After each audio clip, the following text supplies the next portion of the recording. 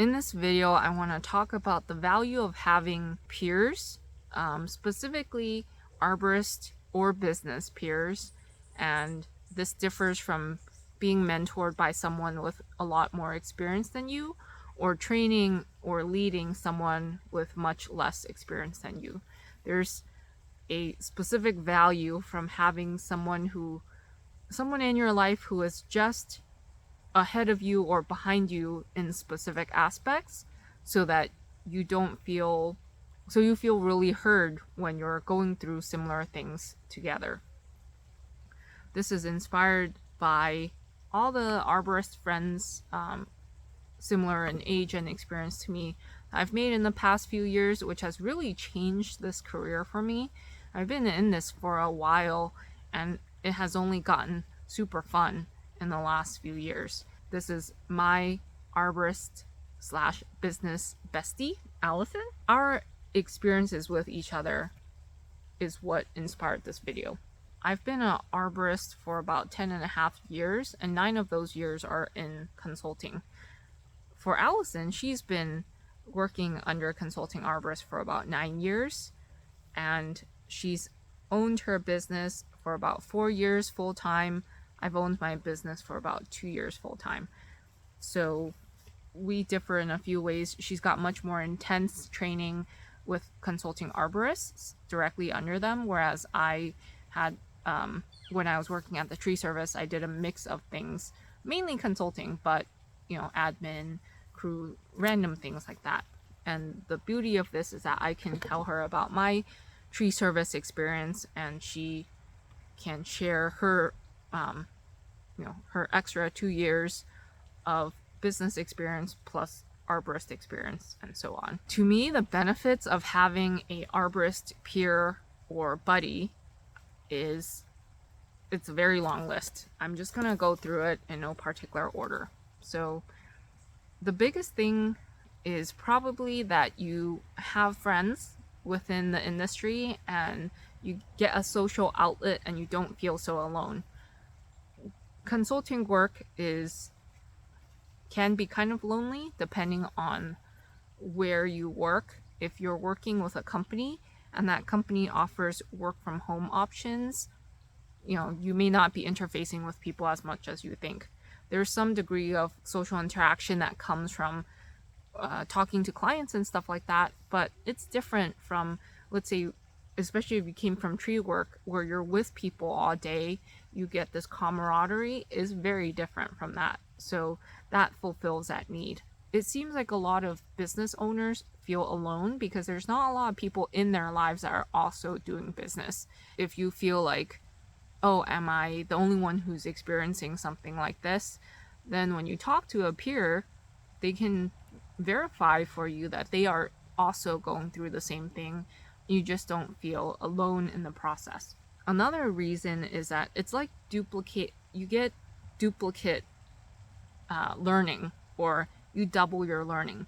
So the mistakes that I'm making, the lessons that I'm learning, I can share it with my peers, and they can share with me what they're experiencing. We get to hear about it, and it's in our head somewhere. Okay, this has come up for someone else before. Let me try to learn from their mistake and not do it myself. And this can also just apply to information. Like, oh, hey, I attended this webinar. Here's what I learned. And now you got to share that information with someone else when maybe they were too busy to go on their own. If you are an arborist who hasn't had tree work experience before, you haven't been on a crew, then you also get to learn from another arborist who has that experience and further build your knowledge base. You also get access to other people's networks. So arborists who aren't very social, or they feel introverted or socially awkward, it can take a lot of effort to build a really solid network.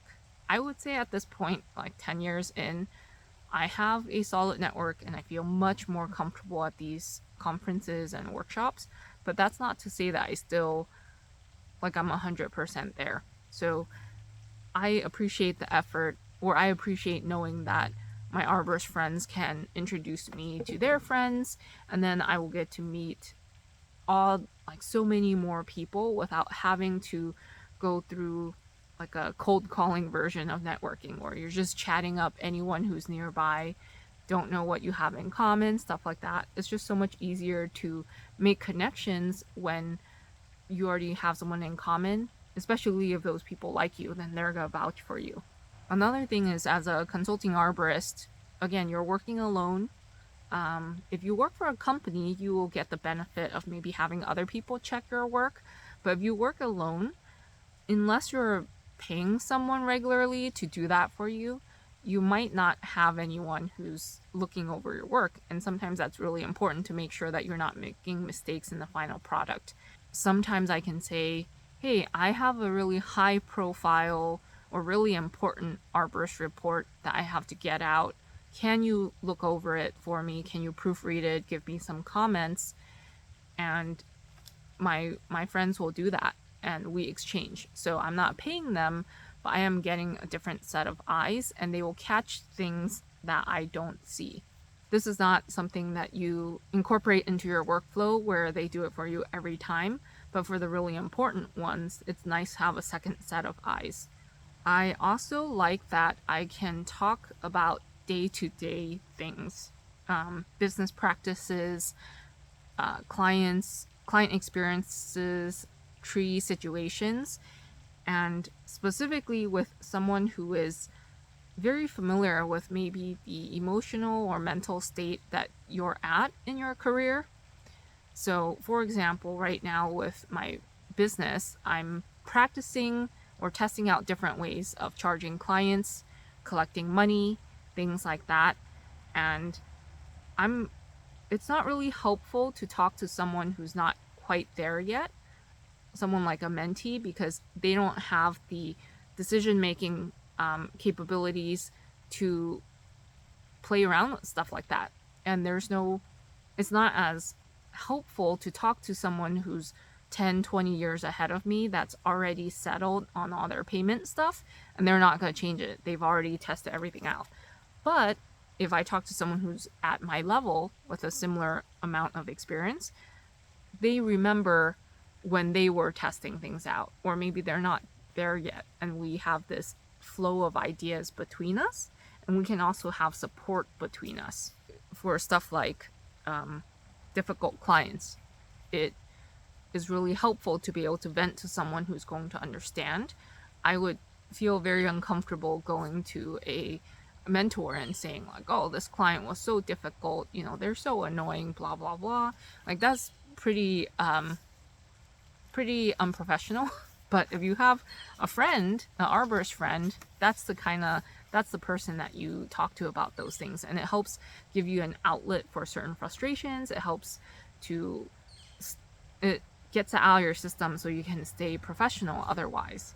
Some other benefits are also that you can share processes with each other, softwares that you do, how you do back-end stuff in the office. I think that there are a lot of people out there that are very unorganized, including myself, and it wasn't until I started seeing how different arborists did things that I started changing up my own ways. And nowadays, when I talk to my friends and I see how they're doing things, I can also share that information with them for them to start refining their process. But a lot of that comes from empathy of having been in their shoes before. On a financial level, it can be helpful to have someone to share rooms with at conferences or carpool to workshops, things like that. And it's fun to, again, have an outlet to chat about what happened at this conference or workshop and just have a much more social experience. I would say ultimately it's just really fun. Like, it is just significantly more fun than it was in the past. It's just such a different experience than when I started out, where I was just going about the conference waiting for it to end, or feeling like, oh, I'm not talking to anyone right now, I need to go and make the most out of this experience. And there was this desperation or this insecurity to it. But now it's just not like that. Now I talk to people, come back to my friend, chit chat for a bit, we can go do other stuff, we can do things together. It just makes the whole thing completely different. And now the rest of the video is going to be tips on basically like networking, but finding arborist peers or business buddies based on my experience. The first one is to go to events. At these events, I think regular and organic, regular interaction is really key to developing some of these relationships. Just like in school, you see each other over and over, and then naturally you come together. There have been some arborists that I didn't really hit it off with initially, but as I saw them more and more and they became more open and kind of genuine, I realized that I actually really like this person, and we became a lot closer. There are local ones put on by your local chapter of the ISA. There's ASCA conferences or ASCA, there's ASCA forum. ASCA's particularly excellent because anyone who's a part of it wants to be in or are consultants. And so if you're someone who has a hard time socializing or networking, the bar of common interest is already much higher. Even meeting people outside of this is important. One person that I learn a lot from business-wise is a sewer contractor, and it was someone that I met during one of my consulting jobs. But of all the people that I know, he is the most into business and learning about business, so that's a great connection to have. My second tip is to take chances. When you meet someone interesting, be vulnerable, reach out. It just has to be appropriate for how close you are to them at that given point. But you never get closer to anyone if you're not willing to be vulnerable. And even if that attempt fails, it's always a learning experience. Maybe that's not the right person. Maybe you came on too strong. You can always adjust and come back later. I've had many instances where I thought I had met someone similar to me in experience, also consulting arborists, female arborists, and I thought that we had a good connection. And with time, I realized that there were certain things about that relationship that just wasn't working out the way that I wanted. But I don't regret those experiences. They taught me who to actually value and where to see if someone's worth the effort because they reciprocate it. My third tip is to be open-minded. And I want to elaborate on this a little bit more in the sense that one person is not going to fulfill all your needs from a professional social standpoint. So you could like someone, or you could want to engage with someone because they're an excellent arborist and an excellent consulting arborist, but maybe you don't actually like them as a person. And that could be okay if that's something that you can tolerate. Different people fill different niches. It could be that maybe you really like this person because they're super supportive, they're super enthusiastic, but maybe it's the reverse. You don't like the way they run their business or the way that they act as an arborist. There is still value to that supportive element. You've got a variety of friends and networks, and I think that that's totally fine to not write someone off because of certain things that you don't necessarily like or appreciate about them. If you hate them, that's a completely different story. That's probably not even worth it. The last tip I have is to make sure that you have something to offer and to then offer it. And I don't mean just from being an arborist or being a professional. Be someone that people actually want to spend time with. If you're grumpy and all you do is complain and all you do is take from people, like they offer you things, you take it, you never have anything to offer in response, no one wants to be around someone like that. No one wants to incorporate them into their lives in a frequent and deep way. So you have to be the kind of person, in whichever way makes sense to you, that other people want to have a relationship or a friendship with. That I'm not saying that that everything has to be transactional, but in life and in relationships, a lot of it is you've got to be getting something from the relationship to stay in it. For me, what this looks like is being willing to share information that I've gotten, resources, knowledge. If I have a friend in my area who has not worked in a particular city before and is curious about how things work there, I will give them all the information that I have. If they've never done a project like this, I will talk to them about it. And in the same way, I will reach out to people with those for those same reasons, and that's a way of connecting. Or if something comes up, I have a question or I'm curious about something, or I just happen to think about this arborist, then I will send them a text. And I'm not expecting anything out of it, but it's good to know that people do think of us or have thought of us. I've also had people just offer to help me with stuff. People that I've never met. Like I had mentioned, ASCA has a forum. It's called the ASCA Exchange. I had posted about Bluebeam back then, like some time ago, and someone reached out to me saying, I've been using this software for a while. I can show you what I'm doing. I knew of him. He's in my area.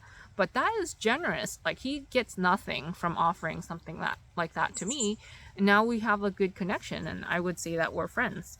So what you gotta do what makes sense for you and what you can offer, even if that's just a good personality. And it's part of the process that if you are trying to make a connection with someone and you're doing this and they don't seem to appreciate it, that's also a signal that this person is perhaps not suitable for friendship, for being an arborist buddy. And you can learn from that experience and move on to find someone else who would reciprocate and that you would get along much better with.